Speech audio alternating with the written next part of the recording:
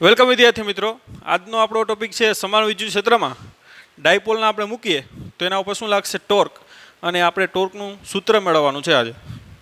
તો સમાન વિદ્યુત ક્ષેત્રમાં ડાયપોલ પર લાગતું ટોર્ક. એક આપણે સમાન વિદ્યુત ક્ષેત્ર લઈ લઈએ. આપણે ખ્યાલ છે કે સમાન વિદ્યુત ક્ષેત્રની ક્ષેત્રરેખાઓ એકબીજાને સમાંતર હોય છે અને સમાન અંતરે હોય છે. સમાન વિદ્યુત ક્ષેત્ર ઈ છે, એમાં એક આપણે ડાયપોલ મૂકી દઈએ. વિદ્યુત ક્ષેત્ર ખબર છે આપણે ધન વિદ્યુતભારથી કઈ તરફ હોય? ઋણ વિદ્યુતભાર તરફ. એમાં આવી રીતે એક હું ડાયપોલ લઈ લઉં,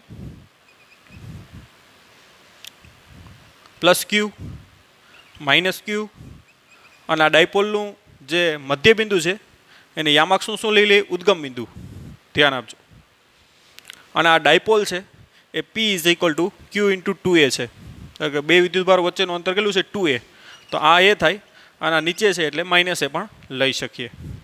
ઓકે, તો આપણે લખશું કે સમાન એક વિદ્યુત ક્ષેત્રમાં એક આપણે શું મૂકેલી છે? Dipole P is equal to Q into 2a મૂકેલી છે, અને એનું જે મધ્ય બિંદુ છે એ યામાક્ષનું શું છે? ઉદ્ગમ બિંદુ.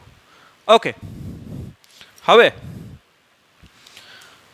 આ વિદ્યુતભારને આપણે વિદ્યુત ક્ષેત્રમાં મૂકીએ તો એના ઉપર શું લાગશે? બળ. કે અહીંયા ઋણ અને આ ધન વચ્ચે શું લાગે? આકર્ષણ. તો આ પ્લસ ક્યુ ઉપર આ રીતે શું લાગશે? બળ લાગશે, જે બળને આપણે F1 કહી દઈએ. જે F1 કેટલું હોય?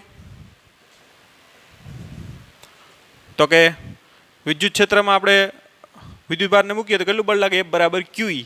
એટલે આના ઉપર કેટલું બળ લાગશે? પ્લસ QE જેટલું બળ લાગશે. આ માઇનસ ક્યુ, આ માઇનસ ક્યુ અને આ ધન વચ્ચે શું લાગે? આકર્ષણ. તો આને કઈ તરફ બળ લાગે? આ નીચે તરફ, જેને આપણે F2 કહી દઈએ. અને F2 કેટલું થાય? તો કે માઇનસ QE. ઓકે, અને સદિશ સ્વરૂપમાં લખવું હોય તો માથે સદિશ લખો તો આ રીતે લખી શકો કે લાગતું બળ વિદ્યુત ક્ષેત્રની શું હોય? દિશામાં. આમાં પ્લસ છે એટલે બે સેમ દિશા થાય, જે આપણે જોઈ શકીએ. આમાં ઋણ છે એટલે વિદ્યુત ક્ષેત્ર ઉપર છે, બળ કેવું લાગે? નીચે. એટલે અહીં શું આવશે? માઇનસ. ઓકે, હવે અહીંયા વિદ્યુત ક્ષેત્ર સમાન છે કે જેટલું વિદ્યુત ક્ષેત્ર અહીંયા છે એટલું જ વિદ્યુત ક્ષેત્ર અહીંયા. કારણ કે આ કેવું વિદ્યુત ક્ષેત્ર છે? સમાન વિદ્યુત ક્ષેત્ર. માટે આ બંને બળોના મૂલ્ય કેવા થાય? સમાન. અને દિશા કેવી થાય? વિરુદ્ધ થાય, જે આપણે આકૃતિમાં દેખાઈ રહી છે. માટે પરિણામી બળ આનું ગણો F નેટ.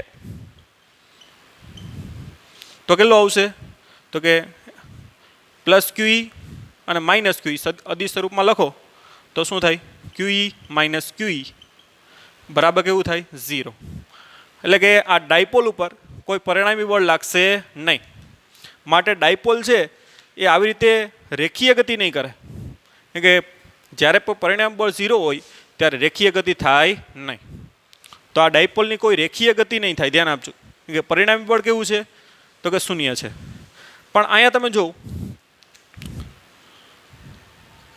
એની કાર્યરેખા કેવી છે? તો કે અલગ અલગ છે. માટે આ ઓને અનુલક્ષીને એના ઉપર શું લાગશે? આવી રીતે ટોર્ક લાગશે. ખ્યાલ આવ્યો તમને? આવી રીતે કે આ બળ આમ લાગે છે, આ બળ આમ લાગે છે, તો આવી રીતે શું લાગશે? એને ટોર્ક લાગશે. એની કાર્યરેખાઓ કેવી છે? અલગ અલગ છે. આની કાર્યરેખા અને આની કાર્યરેખા એક જ દિશામાં નથી જોવું. માટે આને શું લાગશે? ટોર્ક લાગશે. અને ડાયપોલ આવી રીતે શું કરશે? ભ્રમણ કરશે. માટે આપણે ટોર્ક ગણી આવે એનું. તો ટોર્ક ગણવું હોય તો પ્લસ ક્યુ ઉપર જે બળ લાગે, પ્લસ ક્યુ વિદ્યુતભાર પર લાગતા બળ F1 બરાબર પ્લસ QE ને કારણે ઓને અનુલક્ષીને લાગતું ટોર્ક τ1 હોય તો આપણે ખ્યાલ છે ટોર્ક બરાબર શું થાય? ટોર્કનું સૂત્ર આપણે 11માં ભણી જ ગયા છે. ટોર્ક બરાબર શું થાય? R cross F. અહીંયા R એટલે શું છે? A છે. ધ્યાન આપજો. એટલે τ1 બરાબર શું આવશે? તો કે A સદિશ, કે અહીંયા અંતર આ આરની જગ્યાએ કેટલું છે? A છે. એટલે A સદિશ ક્રોસ શું આવશે? F1. એટલે કે એ સદીશ ક્રોસ F1 એટલે કેટલું છે આપણી પાસે તો કે QE. ઓકે, એ રીતે માઇનસ ક્યુ વિદ્યુતભાર ઉપર કેટલું બળ લાગે છે F2.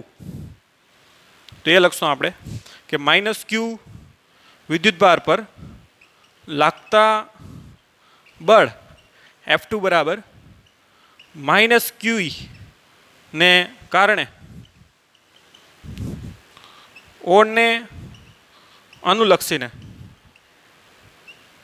લાગતું ટોર્ક ટો 2 હોય તો ચાલો ટો 2 બરાબર શું થાય ટો 2 બરાબર માઇનસ એ એક અહીંયા નીચે છે, આને આપણે ઉદ્ગમ બિંદુ લઈશું છે, આ સદીશ નીચે તરફ થાય છે, શું લેશું આપણે માઇનસ એ સદીશ ક્રોસ F2 સદીશ એટલે કે માઇનસ એ ક્રોસ માઇનસ QE.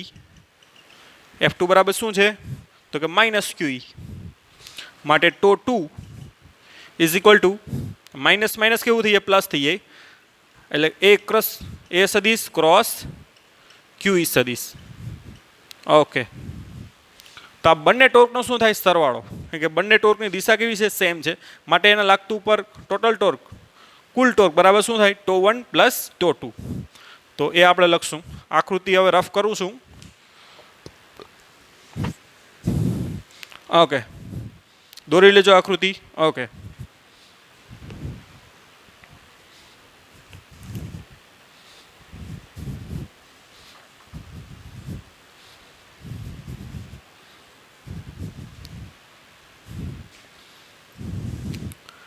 લખશું કે ડાયપોલ પર લાગતું કુલ ટોર્ક ટો હોય તો શું લખશું આપણે કુલ ટોર્ક ટો બરાબર શું થાય એના ઉપર બંને જે ટોર્ક લાગે એનો શું થાય સદીશ સરવાળો.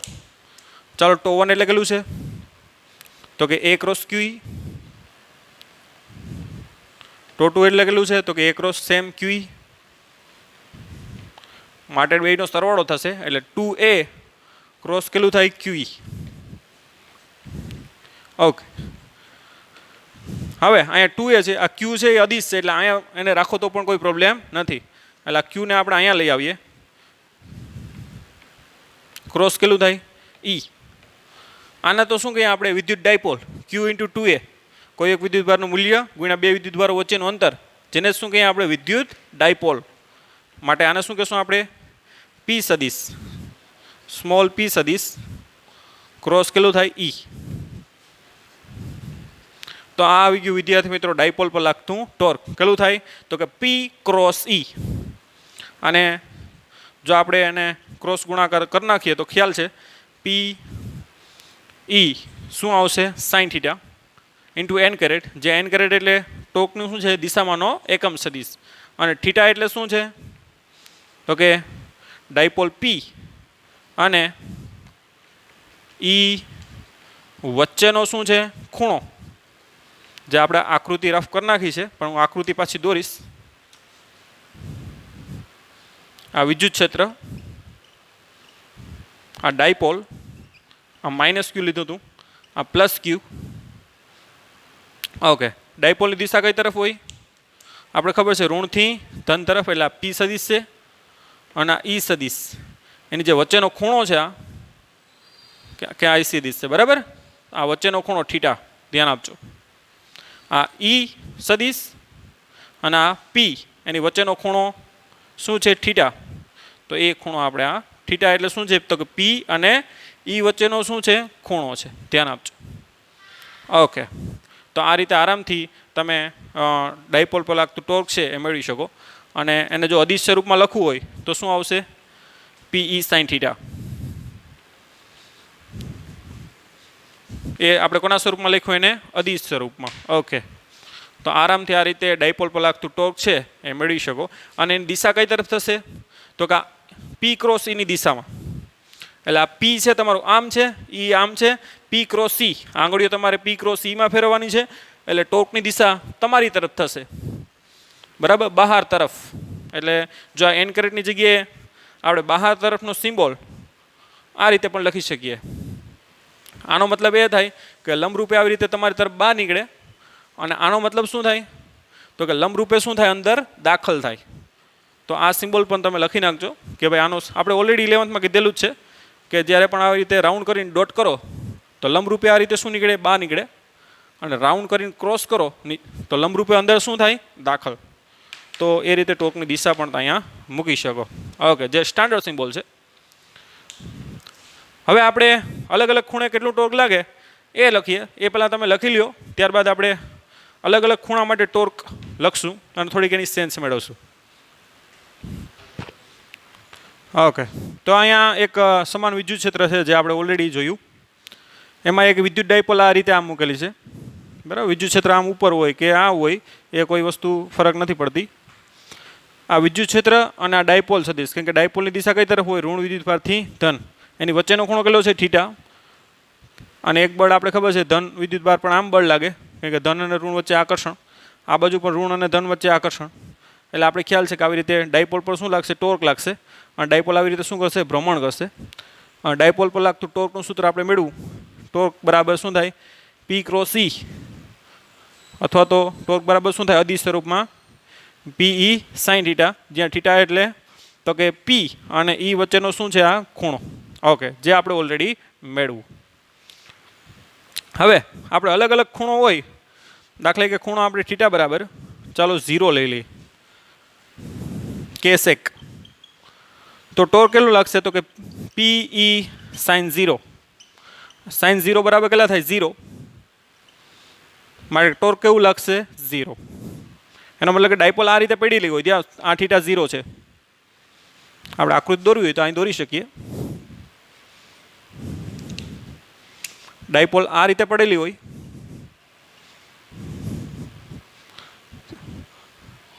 વિદ્યુત ક્ષેત્ર ધનથી કેવું હોય ઋણ હોય, આ ઋણ વિદ્યુતભાર પડેલો હોય, સોરી ધન વિદ્યુતભાર, અહીંયા ઋણ વિદ્યુતભાર, આમાં થીટા કેટલો છે આ રીતે 0. તો આ ધન અને ઋણ વચ્ચે આકર્ષણ, આ ધન ઋણ વચ્ચે આકર્ષણ, એટલે આવી રીતે ડાયપોલ સ્થિર પડી રહે કે થીટા બરાબર 0 ટોર્ક 0. ટોર્ક 0 મતલબ કે કોઈ ભ્રમણ થશે નહીં. તો આ એની લઘુત્તમ ઉર્જા છે. ખ્યાલ આવ્યો? આપણે ચેપ્ટર નંબર 2માં ડાયપોલની સ્થિતિ ઉર્જા મેળવશું ત્યારે તમને વધારે ખ્યાલ આવશે કે જ્યારે થીટા બરાબર 0 હોય ત્યારે એના ઉપર લાગતું ટોર્ક કેવું છે 0. એટલે ડાયપોલ છે ભ્રમણ કરશે નહીં. ઇવન રેખીય ગતિ પણ ના કરે, કેમ કે એ તો આપણે ઓલરેડી જોયું હતું કે એના ઉપર લાગતું કુલ બળ કેવું થશે 0. તો ડાયપોલ રેખીય ગતિ પણ ના કરે, મીન્સ આમ પણ ના જાય અને આમ પણ ના જાય, કેમ કે જેટલું બળ એને અહીંથી આમ લાગે એટલું જ બળ અહીંથી આમ લાગે છે, કેમ કે આ સમાન વિદ્યુત ક્ષેત્ર છે. માટે ડાયપોલ આવી રીતે કોઈ રેખીય ગતિ પણ નહીં કરે અને ભ્રમણ પણ નહીં કરે. ઓકે, હવે થીટા બરાબર આપણે 90 લઈ લઈએ તો ટોર્ક કેટલો આવશે PE sin 90. તો sin 90 બરાબર ખબર છે 1 થાય, માટે ટોર્ક કેવું લાગશે એને મેક્સિમમ, કારણ કે થીટા 90 ક્યારે થાય ડાયપોલ આમ પડી હોય તો. આ ધન અહીંયા આવી જાય, આ ઋણ છે અહીંયા આવી જાય, તો આ છે ટોર્ક આમ લાગશે, અને આ છે આ પ્લસ Q છે એટલે આમ લાગશે કે કાંઈ ઋણ હોય. એટલે આ ટોર્ક કેવું લાગશે તમને મહત્તમ, કેમ કે લંબ અંતર કેવું થાય મહત્તમ, બળ ગુણ્યા લંબ અંતર કેવું થાય મહત્તમ, એટલે ટોર્ક કેવું લાગશે તો કે મેક્સિમમ ટોર્ક લાગશે P જેટલું. ખ્યાલ આવ્યો? અને થીટા બરાબર 180 એટલે કે પાઈ હોય તો ટોર્ક કેટલું થાય તો કે PE sin પાઈ. sin પાઈ કેટલું થાય તો કે 0, મારે ટોર્ક કેટલું થાય 0. તો જ્યારે પણ દાખલા કે 180 ક્યારે થાય તો કે અહીંથી આટલું હોય ત્યારે કેટલું થાય 180, કેમ કે P આમ બને E આમ બને, ધ્યાન આપજો. 180 એટલે અહીંયા ધન વિદ્યુતભાર હોય ને અહીંયા શું હોય ઋણ, એટલે ડાયપોલની દિશા આમ થાય P અને Eની દિશા આમ, તો ખૂણો કેટલો બને આ 180નો. તો ત્યારે પણ કોઈ ટોર્ક લાગશે નહીં. તો આ રીતે અલગ અલગ ખૂણે કેટલું ટોર્ક લાગે એ આપણે આરામથી એમાં થીટા મૂકીએ તો ખ્યાલ આવી જાય. ઓકે, હવે એના રિલેટેડ થોડા MCQ જોઈએ બેઝિક. ઓકે, આ લખી લ્યો. ઓકે, માનો સમાન વિદ્યુત ક્ષેત્ર છે, તમને કીધું સમાન વિદ્યુત ક્ષેત્ર 2 × 10⁴ ન્યૂટન upon કુલમ છે. એમાં એક આવી રીતે ડાયપોલ મૂકેલી છે. ડાયપોલ વિદ્યુત ક્ષેત્ર સાથે તમને એમ કહી દે કે ભાઈ 60નો ખૂણો બનાવે છે. ઓકે, અને dipole P is equal to એનું મૂલ્ય છે તમને કહી દે કે ભાઈ 5 ગુણ્યા 10⁻8 કુલમ ઇન્ટુ શું છે મીટર. તમને એમ કહે કે ડાયપોલ પર લાગતું ટોર્ક મેળવો. એક સમાન વિદ્યુત ક્ષેત્ર છે જેનું મૂલ્ય આપી દીધું. ડાયપોલ એક મૂકેલી છે, ડાયપોલનું મૂલ્ય આપી દીધું. પી અને ઈ વચ્ચેનો ખૂણો, ડાયપોલ અને વિદ્યુત ક્ષેત્ર વચ્ચેનો ખૂણો કેટલો છે તો કે 60નો છે. તો ટોર્ક તમને મેળવવાનું છે. તો ટોર્ક આપણે ખ્યાલ છે, ટોર્ક બરાબર શું થાય પીઈ સાઇન થીટા. પી એટલે 5 ગુણ્યા 10⁻8, ઈ એટલે 2 ગુણ્યા 10⁴ અને સાઇન 60. ઓકે, તો ટોર્ક બરાબર 5 દુને કેટલા થાય 10, 10 ગુણ્યા કેટલા થાય 10⁻4 ગુણ્યા સાઇન 60 એટલે કેટલા થાય √3/2. ઓકે, તો આવશે 5 એટલે ટોર્ક કેટલો આવશે 5√3 મલ્ટીપ્લાય 10⁻⁴. એનો એકમ શું થાય ધ્યાન આપજો. ટોર્કનો એકમ શું થાય? ટોર્કનો એકમ તો આપણે ખ્યાલ છે ન્યૂટન ઇન્ટુ મીટર. 11થમાં ઓલરેડી આપણે ખ્યાલ જ છે. ઓકે, કેમ કે બળ ગુણ્યા લંબ અંતર, બળનો એકમ ન્યૂટન અને લંબ અંતર એટલે અંતરનો એકમ મીટર. ટોર્કનો એકમ શું થાય ન્યૂટન ઇન્ટુ મીટર. અને 5√3 એને કેલ્સીમાં કરો તો પણ ચાલે અને ક્યારેક જવાબ આ રીતે પણ આપેલા હોય. ઓકે, હવે નેક્સ્ટ જોઈએ આપણે. ખાલી બેઝિક તમને સેન્સ આવે એટલે, બાકી JEE અને નીટના MCQ અલગ આવશે. આ ખાલી ગુજકેટ લેવલના તમે કહી શકો. તમને એમ કહી દે કે ભાઈ કોઈ ડાયપોલ પર લાગતું બળ, ધ્યાન આપજો, કોઈ ડાયપોલ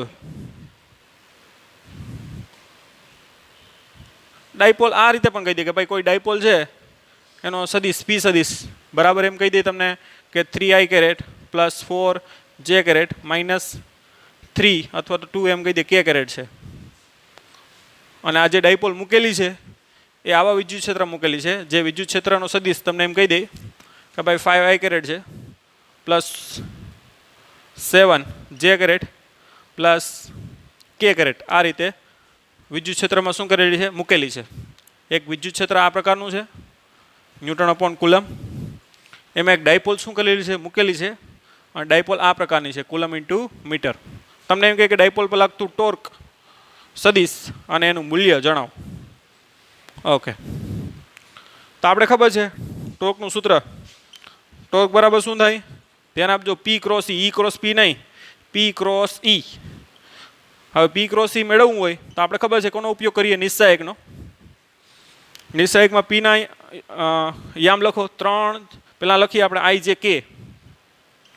ક્રોસ ગુણાકાર આપણે આવડે જ છે નિસ્સાયક સ્વરૂપમાં, અને 11થમાં આપણે ઘણી વખત આપણે કર્યો જ છે. 3, 4 ને કેટલા આવશે -2, પછી કેટલા આવશે 5, 7 ને 1. ધ્યાન આપજો, પહેલાં પી ના લેવાના થાય પછી ઈ ના લેવાના થાય ઘટકો. ઓકે, ચાલો હવે ક્રોસ ગુણાકાર કરો નિસ્સાયકમાં સ્વરૂપમાં. તો પહેલાં આપણે નિસ્સાયકમાં આઈ લઈએ અને આ બેનો ગુણાકાર કરીએ, માઇનસ શું કરીએ આ બેનો ગુણાકાર. આ બેનો ગુણાકાર કેટલો થાય 4. એટલે ટોર્ક સદિશ બરાબર કૌંસમાં આવશે પહેલાં આઈ 4 × 4 માઇનસ 7 દુને 14 એટલે -14. પછી માઇનસ આપણે જે લઈએ પહેલાં, પછી આ બેનો ગુણાકાર 3 × 3 અને 5 દુ 10 એટલે 3 - 10 વત્તા કે કેરેટ.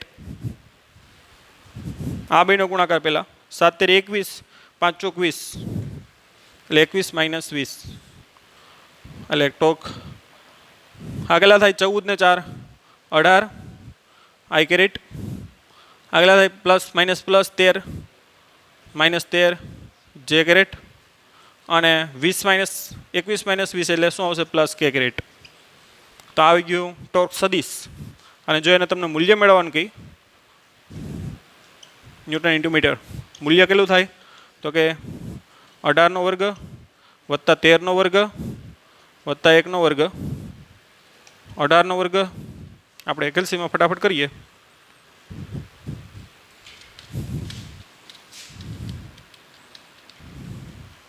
324 વત્તા 169 વત્તા 1 એટલે વત્તા 170 494 અને એનું વર્ગમૂળ કેટલું થાય તો કે 22.22.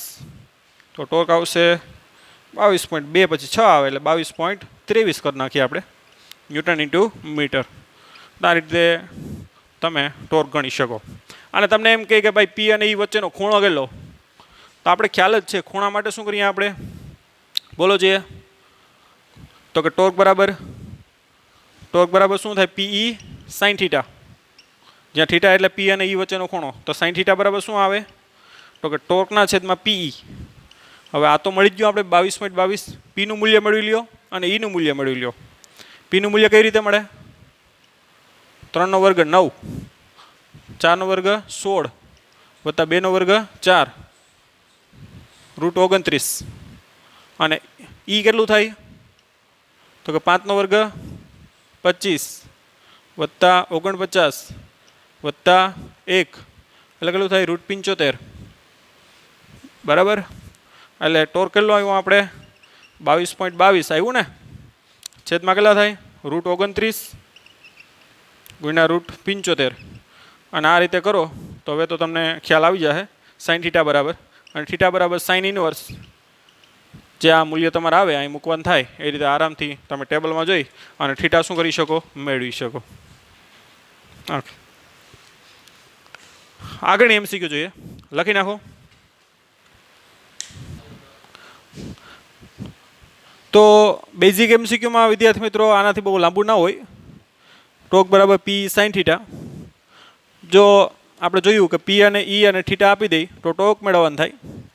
ક્યારેક ટોર્ક પી અને ઈ આપી દઈ તો થીટા મેળવવાનું કહી, ખ્યાલ આવ્યો.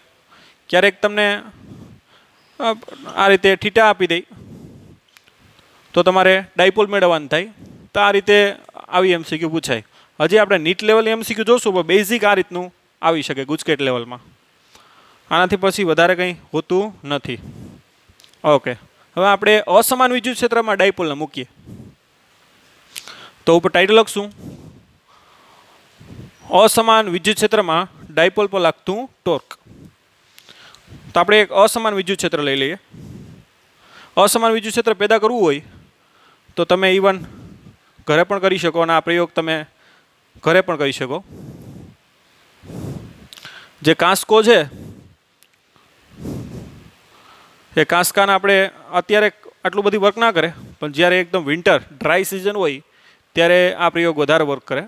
તો ડ્રાય સિઝનમાં તમે પ્રયત્ન કરજો. અત્યારે ખાસ ભેજવાળું વાતાવરણ હોય એટલે આ વસ્તુ ના થાય, કેમ કે હવામાં કરંટનું શું થઈ જાય આયનીકરણ થઈ જાય.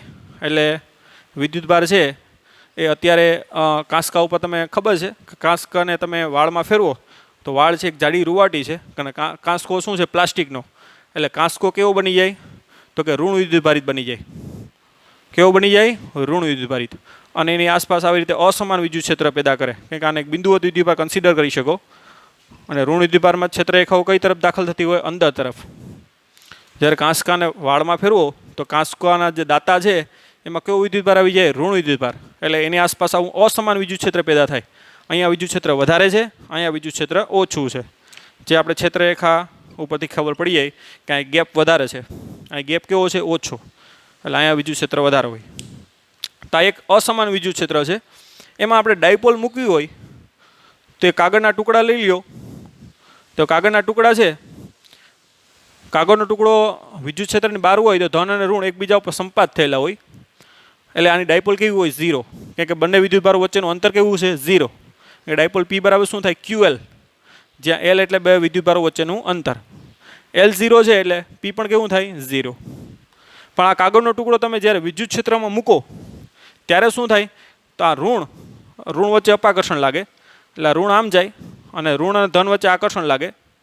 એટલે એની વચ્ચે એક પ્રકારનો શું બની જાય ગેપ. પહેલાં આ કાગળના ટુકડાની ડાયપોલ કેવી હતી? 0. હવે આ ધન અને ઋણ છૂટા પડ્યા તો ડાયપોલ આમાં શું થાય? પ્રેરિત થઈ. આ ઘટનાને આપણે ભવિષ્યમાં પોલરાઇઝેશન બોલશું. તો આવી રીતે કાગળનો ટુકડોમાં ધન અને ઋણ છૂટા પડી ગયા, મતલબ કે ડાયપોલ આવી ગઈ. ખ્યાલ આવ્યો? તો આ રીતે ડાયપોલ હવે આપણે મળી ગઈ. હવે અહીં ધ્યાન આપજો, આ ઋણ અને ધન વચ્ચે ક્યું બળ લાગે? આકર્ષણ. અને ઋણ વચ્ચે શું લાગે? અપાકર્ષણ. હવે આ અસમાન વિદ્યુત ક્ષેત્ર છે. અહીંયા વિદ્યુત ક્ષેત્ર E1 હોય, અહીંયા વિદ્યુત ક્ષેત્ર E2 હોય, તો ખબર છે કે E1 ઇઝ ગ્રેટર દેન શું છે? E2. માટે અહીંયા લાગતું બળ F1 ઇઝ ગ્રેટર દેન શું થાય? F2. કે વિદ્યુતભારના મૂલ્ય સમાન છે પણ વિદ્યુત ક્ષેત્ર અહીંયા વધારે હોય એટલે બળ અહીંયા વધારે લાગે, અહીંયા બળ અપાકર્ષણ કેવું લાગે? ઓછું. એટલે અહીંયા F net is not equal to 0. સમાન વિદ્યુત ક્ષેત્રમાં પરિણામી બળ, ચોખ્ખું બળ કેવું થતું? 0 થતું. તો અહીંયા 0 ના થાય. એટલે જ આપણે ખબર છે કે આ કાગળનો ટુકડો કાંસકા તરફ શું કરશે? મૂવ કરશે. અને એની વચ્ચે કંઈક થીટા હોય. કોની વચ્ચે? તો કે P અને E વચ્ચે. કે આ તમારો P છે અને આ તમારો શું છે? E છે. એની વચ્ચેનો ખૂણો કંઈક બને થીટા, એટલે એને ટોર્ક પણ લાગશે. ટોર્ક બરાબર PE sin થીટા. એને આધારે શું લાગશે? એને ટોર્ક પણ લાગશે. એટલે જ ખબર છે આપણે કાગળનો ટુકડો વાઇબ્રેટ પણ થતો હોય. જે વાઇબ્રેટ થવાનું કારણ શું છે? ટોર્ક લાગતું હોય એના ઉપર. અને મૂવ થવાનું કારણ શું? કે પરિણામી બળ કઈ તરફ લાગે? ઉપર તરફ લાગે. એટલે કાગળનો ટુકડો અહીંયા અસમાન વિદ્યુત ક્ષેત્રમાં ડાયપોલ રેખીય તેમજ કઈ ગતિ કરતી હોય? ચાક ગતિ કરશે. સમાન વિદ્યુત ક્ષેત્રમાં ધ્યાન આપજો, ડાયપોલ માત્ર કઈ ગતિ કરે? ચાક ગતિ. રેખીય ગતિ ના કરે. અહીંયા આમાં બંને ગતિ થાય, ભ્રમણ કરતું કરતું આગળ પણ જાય. ખબર પડી? અને સમાન વિદ્યુત ક્ષેત્રમાં માત્ર આ ડાયપોલ છે ને એ આવી રીતે શું કરી શકે? ભ્રમણ જ કરે. ભ્રમણ કરતું કરતું આ બાજુ અથવા તો આ બાજુ ગતિ ન કરે તો એ રેખીય ગતિ કહેવાય. રેખીય ગતિ ન થાય એનું કારણ શું? કે પરિણામ બળ કેવું હતું? 0 હતું. માત્ર એ કઈ ગતિ થાય? ત્યાં આવી રીતે ચાક ગતિ જ થશે. અહીંયા આવી રીતે જો આ ડાયપોલ પડી હોય ને તો આવી રીતે ચાક ગતિ પણ થાય અને રેખીય ગતિ પણ થાય. કે બળ 0 નથી, બળ ઉપર તરફ લાગે છે પરિણામી. કે અપાકર્ષણ ઓછું લાગે, આકર્ષણ કેવું લાગે? વધારે. એટલે પરિણામ બળ ઉપર તરફ લાગશે અને ટોર્ક પણ લાગશે કે ખૂણો બનતો હોય એટલે. એટલે અહીંયા આવી રીતે બંને ગતિ થાય, ચાક ગતિ પણ થશે અને રેખીય ગતિ પણ થાય. તો આ રીતે અસમાન વિદ્યુત ક્ષેત્રમાં હંમેશા ડાયપોલ રેખીય ગતિ તો કરે જ. ચાક ગતિ જો થીટા 0 અથવા થીટા બરાબર પાઈ એવું બનતું હોય તો ચાક ગતિ 0 બની શકે. હંમેશા ચાક ગતિ થાય એવું જરૂરી નથી. ખૂણો દાખલા કે આવો હોય તો ચાક ગતિ ના પણ કરે. એટલે હંમેશા ચાક ગતિ કરે તો હંમેશા ચાક ગતિ કરે એવું જરૂરી નથી. થીટા બને તો ચાક ગતિ કરે, બરાબર, ટોક લાગે તો. કે આ પ્રમાણે ટોક આપણે ગણ્યું છે. પણ રેખીય ગતિ તો હંમેશા થવાની જ છે અસમાન વિદ્યુત ક્ષેત્રમાં. તો આવા બધા ક્વેશ્ચનો પણ નીટ લેવલની એક્ઝામમાં પૂછાતા હોય ટોપિકની અન્ડરસ્ટેન્ડિંગથી. તો આ થઈ ગયું અસમાન વિદ્યુત ક્ષેત્રમાં ડાયપોલ પર લાગતું ટોર્ક, જે તમે આરામથી ઘરે પણ એક્સપેરિમેન્ટ કરી શકો. ઓકે,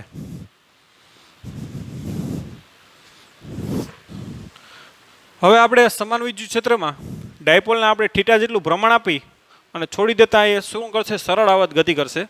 અને એનો આવતકાળ અને આવૃત્તિ આપણે મેળવીએ. જો અહીંયા કેવી રીતે આ સમાન વિદ્યુત ક્ષેત્ર છે.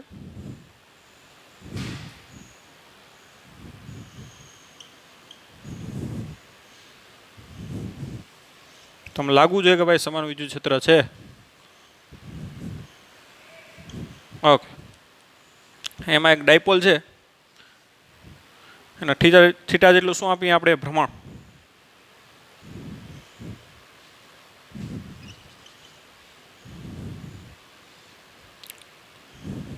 પ્લસ ક્યુ માઇનસ ક્યુ.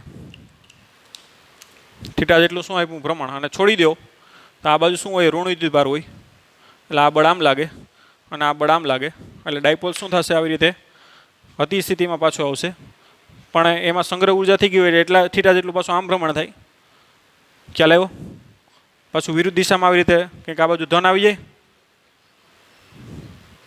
એટલે પાછું આમ બળ લાગે એટલે ડાયપોલ પાછી આમ જાય થીટા જેટલી આમ જશે પાછી એટલે ડાયપોલ આવી રીતે શું કરે દોલન કરે શું કરે દોલન અને દોલનનું શું મેળવવાનું છે આવર્તકાળ થીટા જેટલું ભ્રમણ આપી અને છોડી દો તો શું કરશે આવી રીતે દોલન વધારે થીટા આપશો આટલો 90 જેટલો તો પાછો 90 જેટલો અને વિરુદ્ધ બને વિરુદ્ધ એટલે આમ બને તો આવી રીતે થીટા જેટલું ભ્રમણ આપી અને છોડી દો તો ડાયપોલ કેવી ગતિ કરશે સરળ આવર્ત ગતિ કરશે અને સરળ આવર્ત ગતિ માટે એનો શું મેળવવાનું છે આવર્તકાળ એ હવે આપણે એક ટોર્કની રીતે મેળવશું જે એકદમ ઇઝી રહેશે આપણે તો આપણે ખબર છે કે થીટા જેટલું ભ્રમણ આપીએ તો આપણે કેટલું ટોર્ક લગાડવું પડે પહેલાં તો ચાલો ટોર્ક કેટલું લગાડવું પડે તો આપણે ખબર છે ધોરણ નંબર 11 ટોર્ક કેટલું લગાડવું પડશે આઈ આલ્ફા જ્યાં આઈ એટલે જડત્વની શું છે ચાકમાત્રા અને આલ્ફા એટલે શું છે એનો કોણીય પ્રવેગ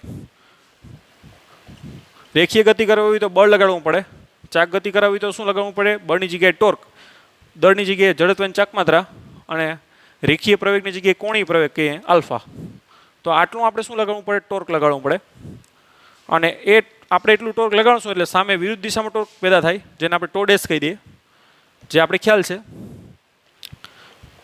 -p sin θ કે આને આપણે પ્લસ લીધું તો આ છે વિરુદ્ધ આપણે આમ લગાડીએ છીએ તો આમ લાગશે ને એટલે એ કેટલું આવશે -pe sin θ આ બંને ટોર્ક કેવો હોય સમાન હોય એટલે કે ટો બરાબર શું હોય ટોડેસ આને પુનઃસ્થાપક ટોર્ક કહી શકો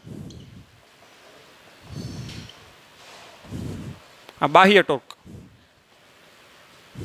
આ બંને ટોર્ક હંમેશા કેવો હોય સમાન હોય માટે તમે લખી શકો કે આઈ આલ્ફા બરાબર શું લખાય -pe sin θ આલ્ફા એટલે ખબર છે આપણે d² θ ના છેદમાં શું થાય dt² -pe θ નાનો હોય ને વિદ્યાર્થી મિત્રો આ θ એકદમ કેવું હોય નાનો તો sin θ બરાબર શું લખી શકો θ કૌંસમાં લખજો θ નાનો હોય તો sin θ ઇઝ એપ્રોક્સિમેટલી શું થાય θ લખી શકીએ માટે શું થાય pe θ માટે તમે લખી શકો કે d² θ ના છેદમાં dt² આ ઓલી બાજુ જાય તો શું લખાય -pe θ ના છેદમાં i માટે d² θ ના છેદમાં dt² પ્લસ આ બાજુ આવે તો પ્લસ થાય pe upon i into θ is equal to 0 આ સૂત્ર તો આપણે જાણીતું છે અને આપણે ઓલરેડી એના ઉપર અભ્યાસ કરેલો છે 11મા ધોરણમાં દોલનમાં કે આ કોનું સરળ કોણીય સરળતા ગતિનું શું છે વિકલ સમીકરણ કોણીય સરળ આવર્ત ગતિનું વિકલ સમીકરણ આપણે ખ્યાલ છે d² θ ના છેદમાં dt² પ્લસ ω² θ બરાબર 0 સાથે સરખાવતા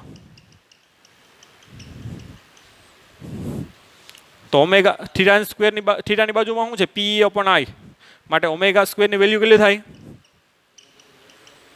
pe upon i ઓકે આપણે આ આકૃતિ રફ કરી નાખીએ અહીંયા લખીએ આપણે તો ω² બરાબર pe upon i માટે ω બરાબર શું થાય √ pe upon i માટે ω બરાબર ખ્યાલ છે આપણે 2π upon t થાય is equal to pe upon i માટે t આવર્તકાળ t બરાબર શું થાય તો કે 2π √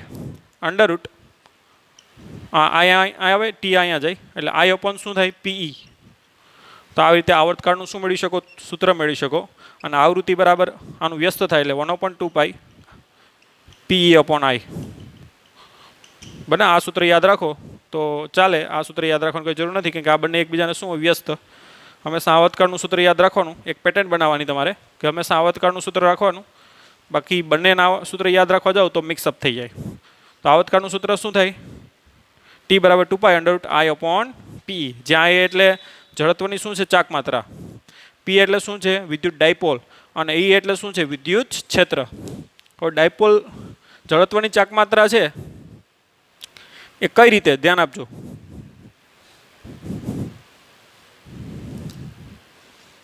માનો કે આ વિદ્યુત ક્ષેત્ર છે,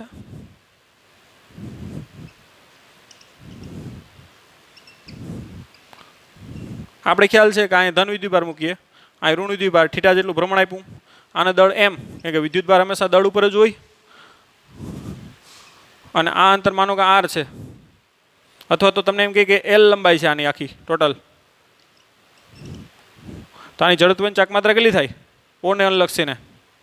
તો આપણે જડત્વની ચાકમાત્રા ખબર છે I બરાબર આની I1 આની I2 કહી દો, તો I1 પ્લસ કેટલી થાય I2, I1 એટલે ખબર છે ને mr સ્ક્વેર, એટલે mr સ્ક્વેર એટલે કેટલું થાય? m એટલે m r સ્ક્વેર એટલે l/2 નો વર્ગ, એટલે l સ્ક્વેર બાય 4, ખ્યાલ આવ્યો? આ l/2 થાય ને, આ પણ l/2 વત્તા આ l/2 થાય ને, એટલે m l/2 નો વર્ગ l સ્ક્વેર બાય 4, એટલે કેટલું થાય? 2 વખત થાય એટલે એક બગડો ઉડી જાય, એટલે 1/2 કેટલું આવશે? ml square. તો આ રીતે જડત્વની ચાકમાત્રા અહીંયા મૂકી શકો. ક્યારેક તમને આ સળિયો આપી દે આવી રીતે કે ભાઈ સળિયો છે, એની લંબાઈ l છે, દળ m છે, તો સળિયા માટે આપણે ખબર છે જડત્વની ચાકમાત્રા 1/12 ml સ્ક્વેર. તો એમાં આપણે ગભરાવાની કોઈ જરૂર નથી, 11th ઘણો અભ્યાસ કરેલો છે, તો એ આપણે અહીં કિંમત એની મૂકવાની થતી હોય. ઓકે, તો આપણે અહીંયા સુધી રાખીએ. નેક્સ્ટ આપણો જે ટોપિક છે એમાં આપણે આગળ વધશું. તો બાબા, take care, have a nice day, see you next lecture. Okay.